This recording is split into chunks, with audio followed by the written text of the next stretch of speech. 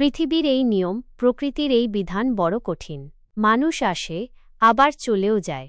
তবে হ্যাঁ, সময়ের নিয়মে বিদায় নিলে আপনজনেরা শোকের ঢেউ সামলে নিতে পারে।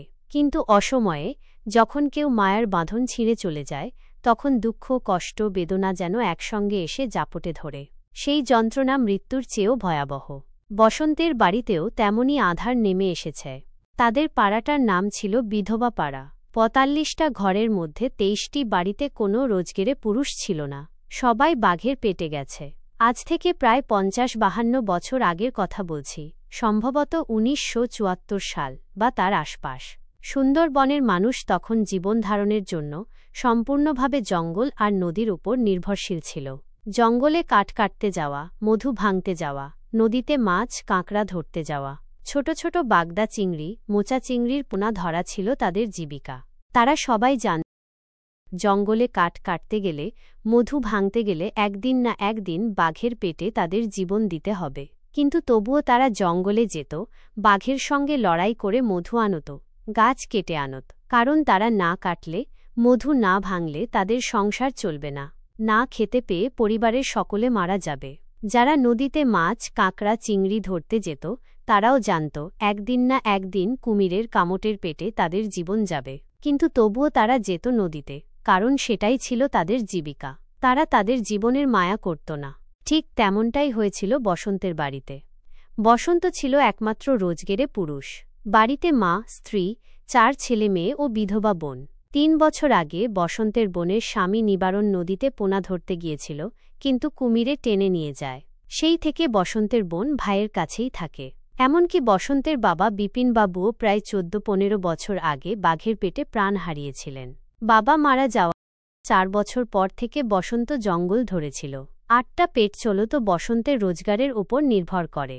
আর বসন্তের রোজগার মানে জঙ্গলে গিয়ে বাঘের সঙ্গে একরকম যুদ্ধ করে কাঠ কেটে এনে সেই কাঠ বিক্রি করে অর্থ উপার্জন করা। সকালে বসন্ত বেরিয়েছিল পাড়ায়। একটু বেলার দিকে হঠাৎ বাড়িতে এসে স্ত্রীকে বলল, আজ বিকেলে জঙ্গলে যাব। বসন্তের কথা শুনে বসন্তের স্ত্রী অচলা বলল, আর মাত্র ৫ দিনের মাথায় পৌষ সংক্রান্তি পুজো, আর এই সময় তুমি জঙ্গলে থাকবে? সারা বছর তো জঙ্গলেই পড়ে আছো। স্ত্রীর কথা শুনে বসন্ত বলল, পৌষ সংক্রান্তির দিন আমরা বাড়িতে চলে আসব। বসন্তের মা ছেলেকে বলল, এই ৫টা দিন তো কাটিয়ে তারপরে যেতে পারতিস। মায়ের কথা শুনে বসন্ত বলল, হ্যাঁ, তা তো যেতে পারতাম, কিন্তু ৫ দিন বাদে গেলে কি আর হাঁড়ি চলবে? ঘরে তো খাবার জন্য একটাও দানা নেই। বসন্তের মা বলল, সে না হয় আমরা ধার ধর করে চালিয়ে নেব। বসন্ত বলল, চালিয়ে তো নেবে, কিন্তু কদিনের জন্য? এগুলো তো আবার ওদের ফেরত দিতে হবে। ঘরে বসে থাকলে আমার হবে না। তাছাড়া সামনে যে পৌষ সংক্রান্তির মেলা আসছে, সব বাড়িতে পিঠে পায়েস হবে, আর আমাদের বাড়ির বাচ্চাগুলো কি লোকের বাড়ির দিকে তাকিয়ে থাকবে? না যাই, ঘরে বসে থেকে কাজ নেই। অচলা বলল, তুমি তো জঙ্গলে গেলে 10 দিন পরে ফেরো, এবারে 5 দিনে কিভাবে আসবে? বসন্ত বলল, 10 দিনে নৌকা ভর্তি করে কাঠ আনতাম, 5 দিনে না হয় হাফ নৌকা আনব। খাবার, জল, খাদ্য ও গাছ কাটার সরঞ্জাম গুছিয়ে ডিঙ্গি নৌকায় করে বেরিয়ে পড়ল বসন্ত, সঙ্গে প্রতিবেশী আরও 4 জন। 5 জন প্রায় সারা বছরের জঙ্গলের সঙ্গী। সারা বছর বলতে গেলে জঙ্গলেই পড়ে থাকে গাছ কাটার জন্য। বড় বড় বানি গাছ, গরান গাছ, সুন্দরী গাছ, কেওড়া গাছ ইত্যাদি বিভিন্ন রকমের গাছ তারা কেটে আনে। তবে সবথেকে বেশি গরান গাছের মোটা গুড়ির দাম বেশি, তাই বেশিরভাগ বেছে বেছে মোটা মোটা গরান গাছের গুড়ি তারা কেটে নিয়ে আসে। তার জন্য ভীষণ গভীর জঙ্গলে তাদের যেতে হয়। এদিকে 5 দিন কেটে গেছে, বসন্ত জঙ্গলে গিয়েছে। পৌষ সংক্রান্তির দিন বসন্তের ছেলে মেয়েরা সকাল থেকে কান্না শুরু করেছে। সবার বাড়িতে পিঠে হচ্ছে, আমাদের বাড়িতে পিঠে করতে হবে। একবার মায়ের কাছে গিয়ে বায়না করে, আবার একবার ঠাকুরমার কাছে গিয়ে বায়না ধরে। পাশে বিলাসমণ্ডলের উঠোনে ঢেঁকিতে চাল গুঁড়ো করার ধুম পড়েছে। সারা গ্রামের লোক জড়ো হয়েছে। হইচই, চিৎকার, চেঁচামেচি হচ্ছে। বসন্তের ছেলেমেয়েরা একবার করে বিলাসমণ্ডলের উঠোনে যায়, আবার বাড়িতে ফিরে এসে মা, ঠাকুমার কাছে এসে বায়না ধরে, আমাদের কখন চাল গুঁড়ো করা হবে, আমাদের কখন পিঠে হবে। বিরক্ত হয়ে বসন্তের মা বলেন, আমাদের পিঠে হবে না এবছর, ছেলেটা আমার জঙ্গলে পড়ে আছে। তাছাড়া জঙ্গলে থাকলে পিঠে পায়েস করতে নেই, ভালো মন্দ বাড়িতে খেতে নেই। এছাড়াও অনেক রকমের নিয়মকানুন আছে, যেমন মেয়েদের মাথা আঁচড়াতে নেই, সিঁদুর পরতে নেই, আলতা পরতে নেই, জামাকাপড় কাচতে নেই, ইত্যাদি ইত্যাদি হাজার রকম নিয়ম পালন করেন স্ত্রীরা। বসন্তের মা বলল, আগে ছেলেটা বাড়িতে আসুক, তারপর পিঠে হবে। কিন্তু বাচ্চারা কিছুতেই শুনছে না, কান্নাকাটি করছে। বিরক্ত হয়ে বসন্তের স্ত্রী বলে, দেখো তো মা, কারোর বাড়িতে কিছু আতপ চাল পাও কিনা, বাচ্চাগুলোর জন্য পিঠে না করলে ওরা শুনবে না। অচলার কথা শুনে শাশুড়িমা বলে, আজ তো রান্নার চাল নেই, ধার করতে গেলে তো রান্নার চালও ধার করে আনতে হবে। হ্যাঁ, তা তো হবে। তোমার ছেলে সকালে বাড়িতে ফিরবে বলেছে, সেই অপেক্ষায় আছি। কিন্তু বাচ্চাগুলো তো সকাল থেকে কিছু খায়নি। অচলা বলল, তা না হয় দেখো কারোর বাড়িতে চাল পাওয়া যায় কিনা। এদিকে ছেলেটা জঙ্গল থেকে ফিরলে তারও তো মুখের ধারে দুটো গরম ভাত দিতে হবে। 5 দিন আধপেটা না খেয়ে পড়ে আছে জঙ্গলে। জঙ্গলে গেলে তো ঠিকমতো রান্নাও করতে পারে না, খেতেও পারে না। অচলা আবার বলল, তাই না হয় দেখো মা, কারোর বাড়িতে চাল পাও কিনা। এমন সময় পাড়ার একটি অল্প বয়সী ছেলে পাঁচু ছুটতে এসে বলল, ঠাকুমা, একটু নদীর চড়ে দেখবে চলো। কেন রে, কি হয়েছে? চলো না, গেলেই জানতে পারবে।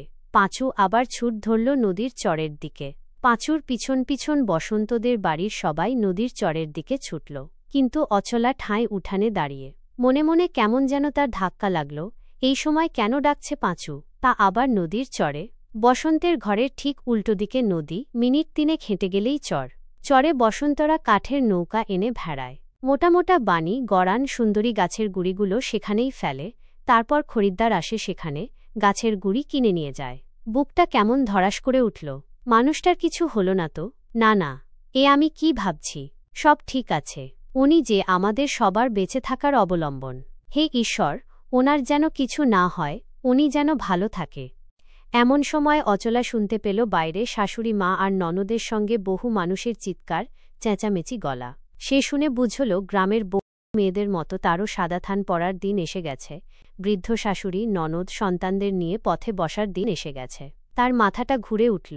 চোখের সামনে যেন সব অন্ধকার দেখল। তারপর ধপাস করে সে উঠানের মাঝখানে পড়ে গেল। তারপর সে আর কিছুই জানতে পারল না। যখন জ্ঞান ফিরল তখন দেখল তার সামনে মুকুন্দ ডাক্তার বসে আছেন। অচলার জ্ঞান ফিরতে দেখল বাড়িঘর, উঠানে লোকজন ভর্তি। চারিদিকে কান্নাকাটি, চিৎকার, চেঁচামেচি হচ্ছে। অচলার জ্ঞান ফেরায় প্রতিবেশীরা দীর্ঘ নিঃশ্বাস ফেলে বলাবলি করল। যাই হোক, ভেবেছিলাম বাচ্চাগুলো বাবা হারানোর সাথে সাথে মাটাকেও বুঝি হারিয়ে ফেলল। উঠানের মাঝখানে পড়ে কাঁদছে বাচ্চাগুলো। অচলার জ্ঞান ফিরতে বাচ্চাগুলো সবাই এসে মাকে জড়িয়ে ধরল। মুহূর্তের মধ্যে অচলা চিৎকার করে ওঠে, বসন্তর কোথায়? আমি বসন্তকে দেখতে চাই। কিন্তু বসন্ত আর কোথায়? বসন্তকে তারা চিরতরে হারিয়েছে। বসন্তর মুখ আর তারা কখনোই দেখতে পাবে না। বসন্তক্ষণে কয়েকটা নরখাদক বাঘ ছিঁড়ে কামড়ে খাচ্ছে। আর কোনো চিহ্নমাত্র নেই বসন্তের। জঙ্গল করতে যে 5 জন গিয়েছিল তাদের মধ্যে একজন রথিন হালদার বলল, আমরা 5 জনে বড় গড়ান গাছের মোটা গুড়ি কাটতে ব্যস্ত ছিলাম গভীর জঙ্গলে। 2 জন করাত চালাচ্ছিলাম গুড়িতে। 3 জন গাছের আগায় কাছি বেঁধে সেই কাছি ধরে টানছিল।